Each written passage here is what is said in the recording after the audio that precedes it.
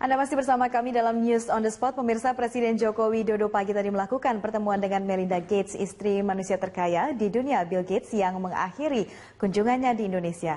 Untuk informasi selengkapnya, kita bergabung dengan Priscilla Dauhan dan juru kamera Satria Eko Atmojo dari Kompleks Kepresidenan Jakarta.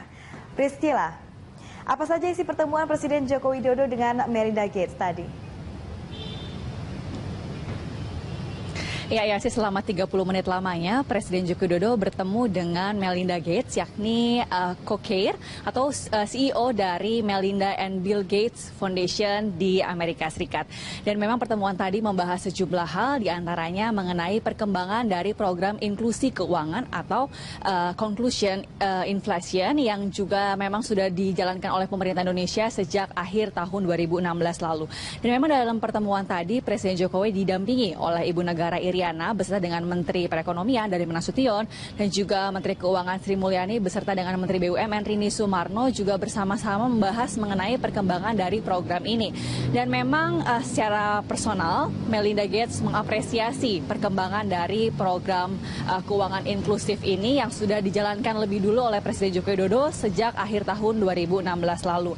Dan Indonesia pun terpilih menjadi salah satu dari 8 negara yang berhasil menjalankan program ini dan bisa mencontohkannya kepada negara-negara lain khususnya di Amerika Latin dan juga di Afrika. Dan kunjungannya tadi juga Melinda Gates dan Presiden Joko Widodo membahas berbagai hal lain tentunya yakni mengenai perkembangan dari program pengentasan kemiskinan dan juga pemberdayaan perempuan. Karena kita tahu bahwa Melinda and Bill Gates Foundation ini juga fokus terhadap kesehatan manusia serta pengentasan kemiskinan. Pemirsa, Presiden Joko Widodo bertemu dengan co-chair Yayasan Bill and Melinda Gates di Bandara Halim Perdana Kusuma, Jakarta. Ya, pertemuan ini membahas program finansial inklusi yang tengah dikembangkan oleh pemerintah. Menteri Perekonomian Darmin Nasution mengatakan kedatangan istri orang terkaya di dunia Bill Gates tersebut untuk berdiskusi dengan Presiden mengenai program keuangan inklusif yang tengah dijalankan di Indonesia. Salah satu program yang dikembangkan yakni Strategi Nasional Keuangan Inklusif yang telah dijalankan sejak akhir 2016. Darmin menambahkan program itu sejalan dengan prioritas Yayasan Bill and Melinda Gates dalam mengentaskan kemiskinan dan mengurangi ketimpangan ekonomi. Pemerintah berharap kerjasama dalam program keuangan inklusif ini nantinya dapat segera terwujud demi mewujudkan target 75% bank people atau warga yang ramah industri perbankan pada 2019.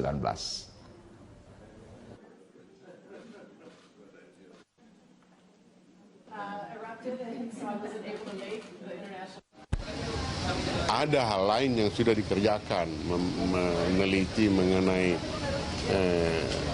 demam berdarah, nyamuk dengue, ya kan. Kemudian mereka juga melihat bahwa keluarga berencana itu masih jalan di Indonesia. Buktinya gampang, pertambahan penduduknya berapa setahun gitu, ya kan. Nah, tapi selain itu mereka memang punya perhatian terhadap sejumlah hal lain, terutama. Pemirsa, Presiden ke-6 RI Susilo Bambang Yudhoyono mengembalikan mobil dinas kepresidenan jenis Mercedes-Benz S600 Pullman Guard ke Istana. Kepala Sekretariat Presiden Darmansyah Jumala mengatakan mobil itu diantar ke Istana pada Rabu siang. Darmansyah mengatakan mobil tersebut diserah terimakan secara resmi dengan berita acara dan saat ini mobil sudah disimpan di garasi Istana Negara. Setelah melakukan check up, mobil tersebut akan diserahkan ke pasukan pengamanan Presiden. Dengan kembalinya mobil dari SBY itu, maka Mercedes-Benz S600 Pullman Guard yang ada di Istana menjadi 8 buah. Mobil tersebut akan digunakan untuk kegiatan Presiden dan istri beserta wakil Presiden dan istri.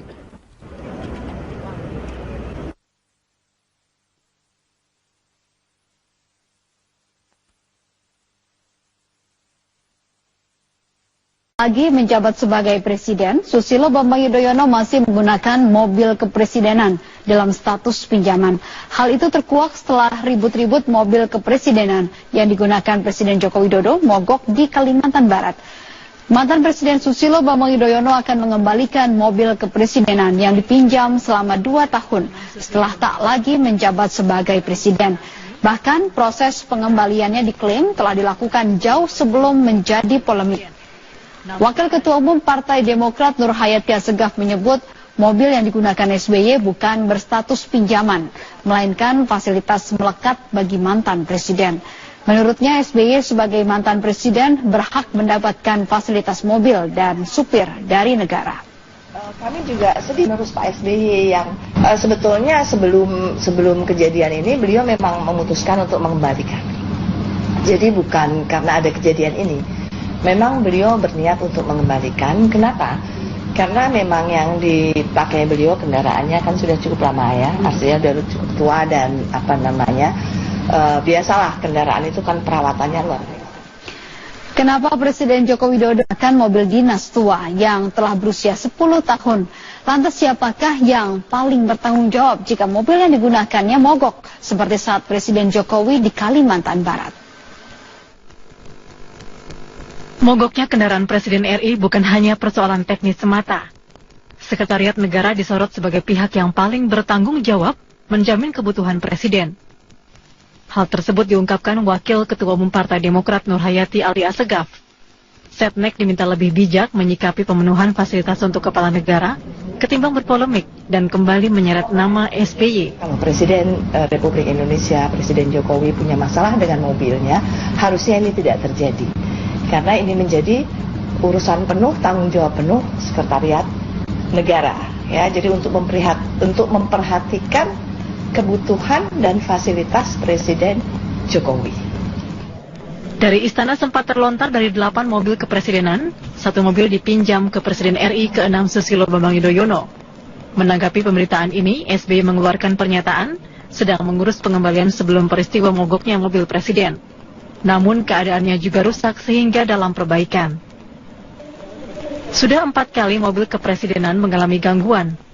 Kepala Biro Pers B. Mahmudin menyatakan, saat ini Setnek memiliki 7 mobil Mercedes-Benz S600 Guard yang dipakai bergantian dengan Wakil Presiden Yusuf Kala.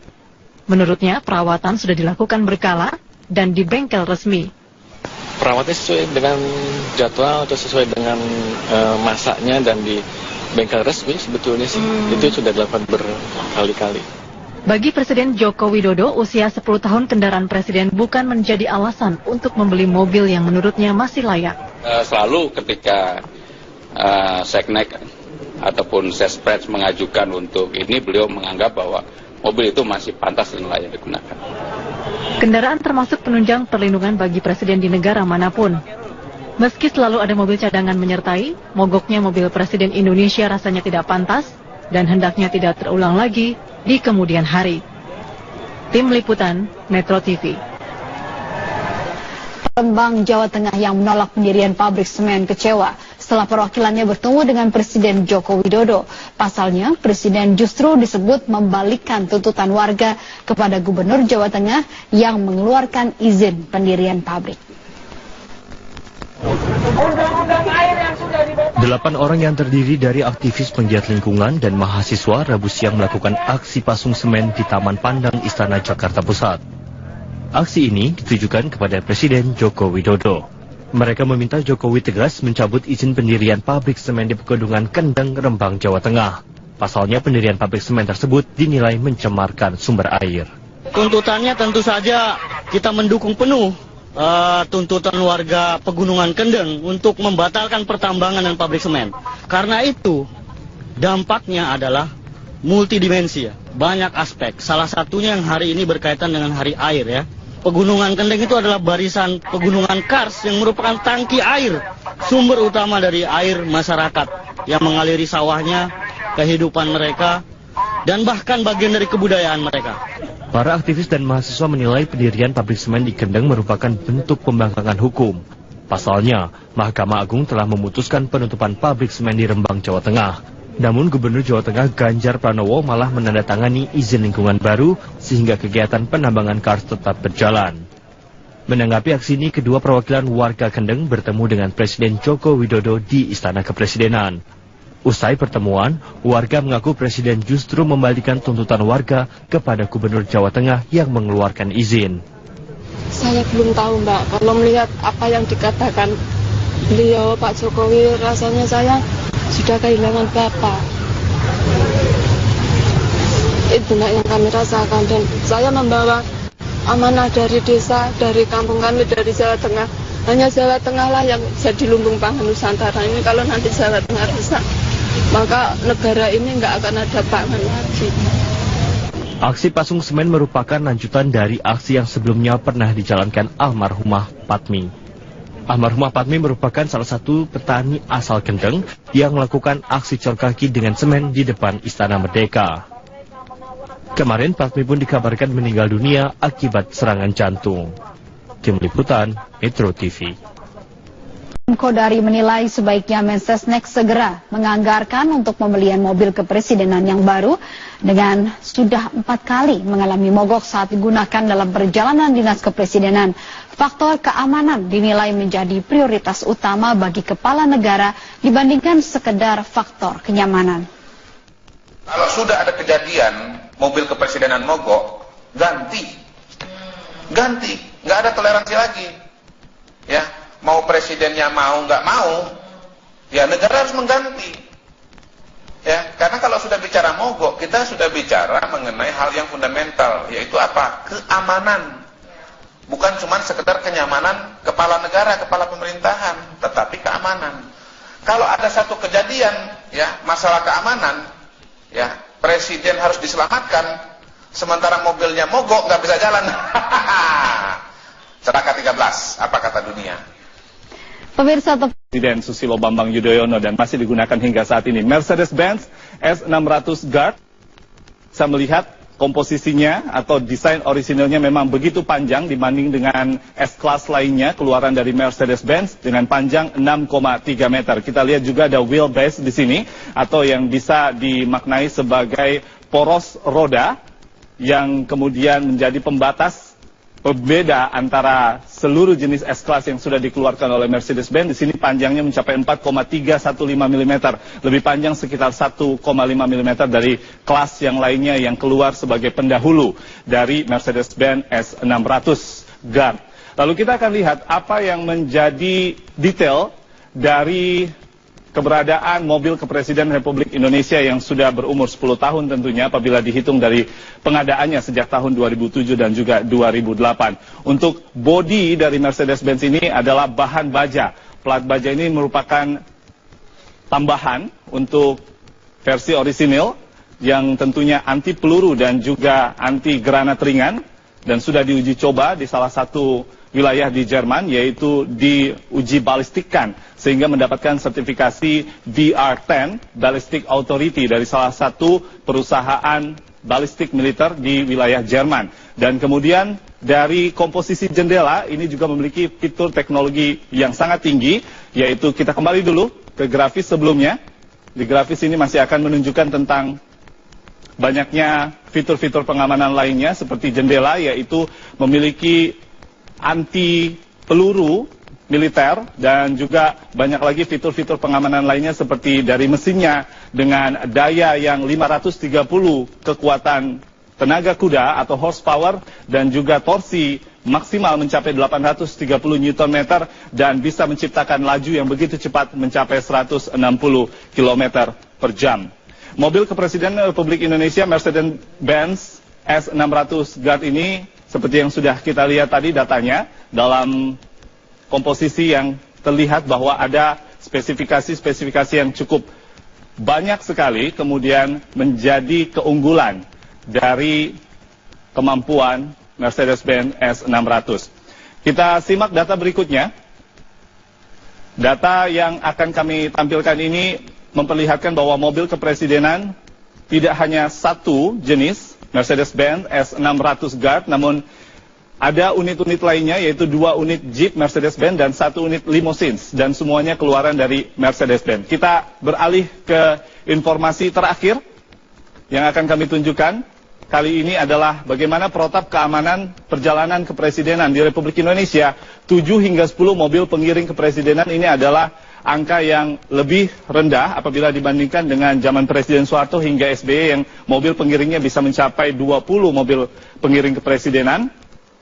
Dan untuk pasukan pengaman presidennya ada 20 orang minimal, lalu laju yang diwajibkan bagi pengemudi mobil kepresidenan itu antara 80 hingga 120 km per jam. Jadi kalau kita lihat, laju maksimal dari Mercedes-Benz S600 mencapai 160 km per jam sudah sangat memenuhi syarat. Dan untuk zaman atau era Joko Widodo dan Yusuf Kala saat ini agak berbeda. Ada protap yang lebih unik, yaitu tidak boleh ada sirine dan klakson, dan juga meminimalisir penghentian arus kendaraan, jadi tidak mengganggu kegiatan atau aktivitas kendaraan warga lainnya.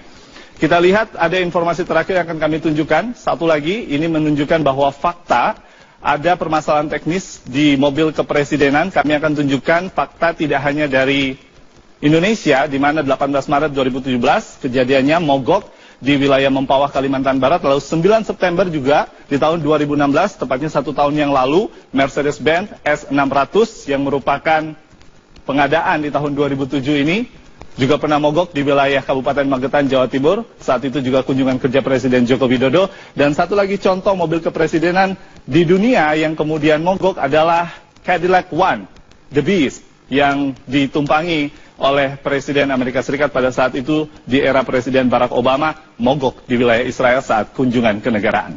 Demikian, Fitri. Ya, Rifai, ternyata ini bukan yang pertama kali terjadi mengenai kendaraan presiden yang mogok. Mungkin ini bisa menjadi bahan evaluasi karena bagaimanapun ini merupakan kendaraan bagi seorang kepala negara. Baik, terima kasih Rifai Pamone dengan pemaparannya. Pemirsa, hari ini petani dan sejumlah aktivis melanjutkan aksi semen kaki di depan Istana Merdeka Jakarta Pusat. Aksi ini bertujuan untuk mengenang kepergian dari Patmi, sekaligus melanjutkan perjuangannya menolak pendirian pabrik semen di Pegunungan Kendeng, Rembang, Jawa Tengah. Aksi ini ditujukan kepada Presiden Joko Widodo dan mereka meminta Jokowi tegas mencabut izin pendirian pabrik semen di Pegunungan Kendeng, Rembang, Jawa Tengah. Pasalnya pendirian pabrik semen tersebut dinilai mencemarkan sumber air. Para petani dan juga aktivis menilai pendirian pabrik semen di Kendeng merupakan bentuk pembangkangan hukum. Pasalnya Mahkamah Agung telah memutuskan membatalkan pendirian pabrik semen di Rembang, namun Gubernur Jawa Tengah Ganjar Pranowo menandatangani izin lingkungan baru sehingga kegiatan penambangan kars tetap berjalan. Sejak minggu lalu petani Kendeng berunjuk rasa dengan menyemen kaki mereka. Aksi ini dilakukan sebagai simbol kehidupan petani Kendeng yang terbelenggu dengan keberadaan pabrik semen.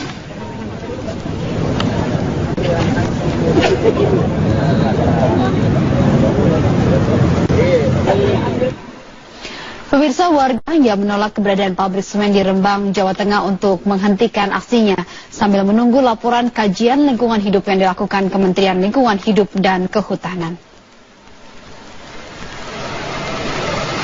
Pembangunan pabrik semen Indonesia di Kabupaten Rembang, Jawa Tengah hampir rampung dan siap beroperasi penuh 1 April mendatang. Kepala Konstruksi Proyek Pembangunan Pabrik Semen Indonesia, Ruri Ada, mengatakan pihaknya telah melakukan percobaan terhadap mesin pabrik, mengingat mesin pabrik sempat dihentikan setelah dilakukan pencabutan izin beberapa waktu lalu. Pembangunan sampai saat ini sudah bisa dikatakan selesai dan siap beroperasi untuk mencapai performance test. Kapan kira-kira itu, Pak? Ini sedang proses, namun ada beberapa kendala karena seperti kita tahu ya, problem yang sempat kami alami suspend selama 1 bulan lebih, yaitu mengakibatkan peralatan mengalami beberapa problem. Kementerian Perindustrian pun mendukung pengoperasian pabrik semen milik PT Semen Indonesia di Rembang, Jawa Tengah. Keberadaan pabrik semen Rembang dinilai mendukung program pemerataan pembangunan yang tengah digenjot pemerintah. Ini sudah ke lapangan dengan direksi Semen Indonesia dan Semen Rembang. Kalau perindustrian ya kita tentu mendukung pengembangan dari industri semen, karena industri semen kan merupakan backbone daripada infrastruktur yang sedang menjadi prioritas pemerintah. Namun Kepala Staf Kepresidenan Teten Mas Duki menyebut istana telah mendesak Kementerian Lingkungan Hidup dan Kehutanan untuk segera menyelesaikan laporan kajian lingkungan hidup strategis bagi pembangunan pabrik semen Rembang. Saya kemarin sudah sampaikan ke Bun Retno dan kawan-kawan supaya aksinya dihentikan dulu, ya, karena kasih waktu dulu kita untuk menuntaskan kajian lingkungan hidup strategis yang sedang dikerjakan oleh Menteri Lingkungan Hidup, dan itu akan selesaikan akhir bulan ini. Nah, dari situ nanti akan menjadi rujukan untuk pengambilan keputusan pengembangan Rembang dalam industri semen. Warga yang menolak pembangunan pabrik semen menilai pembangunan pabrik dilakukan tanpa adanya izin lingkungan. Warga khawatir keberadaan pabrik akan merusak kondisi alam di wilayah mereka. Manajemen PT Semen Indonesia pun berjanji akan membangun embung atau sumber air. Tim Liputan Metro TV.